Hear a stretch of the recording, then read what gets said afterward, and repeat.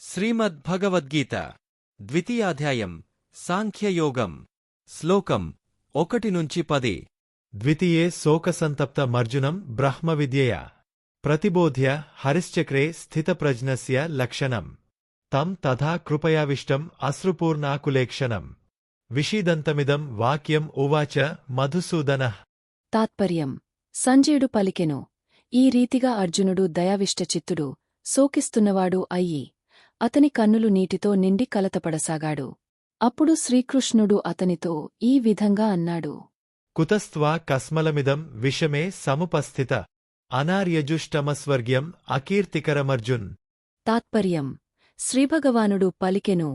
అర్జునా, ఈ సంకట సమయంలో ఆర్యులకు తగనిది స్వర్గగతికి ప్రతిబంధకము అపకీర్తిదాయకము అయిన ఈ మోహం నీకు ఎలా దాపురించింది? క్లైబ్యమ్మా స్మ గమః పార్థ నైతత్వయుపపద్యతే క్షుద్రం హృదయదౌర్బల్యం త్యక్త్వాత్తిష్ట పరస్తప్. తాత్పర్యం అర్జునా, కాతరతను పొందకు. ఇది నీకు తగదు. శత్రుతాపన తుచ్చమైన ఈ హృదయదౌర్బల్యాన్ని త్యజించి యుద్ధం చేయడానికి సంసిద్ధుడవు కమ్ము, లెమ్ము. కథం భీష్మమహం సంఖ్యే ద్రోణం చ మధుసూదన ఇషుభిన్హ ప్రతియోత్స్యామి పూజార్హావరిసూదన్. తాత్పర్యం అర్జునుడు పలికెను. శత్రుమర్దన మధుసూదన, భయపడి యుద్ధం చేయనని నేను అనడంలేదు. ఇది అధర్మం, అన్యాయం. భీష్మద్రోణాదులు పూజ్యులు. వాగ్యుద్ధమే తగని వారిపట్ల వారిపై బాణాలను ఎలా వేస్తాను? గురున హత్వా హి మహానుభావాన్ శ్రేయో భోక్తుం భైక్ష్యమపిహ లోకే హత్వార్థ కామాంస్తు గురునిహైవ భుంజీయభోగాన్ రుధిరప్రదిగ్ధాన్.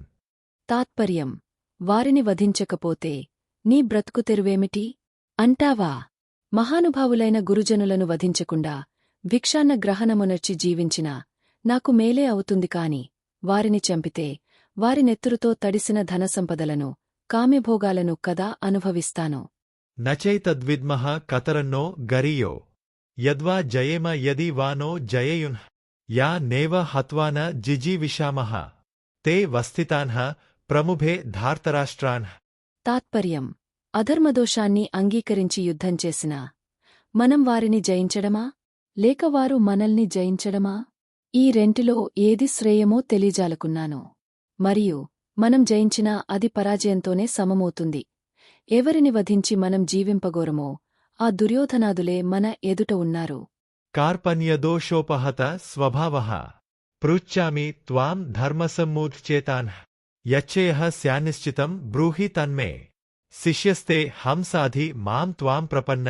తాత్పర్యం కులక్షయభయంతో వీరిని చంపి ఎలా జీవించగలను అనే దీనతాదోషంతో నా శౌర్యస్వభావం సన్నగిల్లింది. నా చిత్తం ధర్మసందేహంలో చిక్కుకుంది. నేను నిన్ను ప్రార్థిస్తున్నాను, నాకేది శుభమో నిశ్చయించి చెప్పు. నేను నీ శిష్యుణ్ణి, శరణాగతుణ్ణి, నన్ను శాసించు.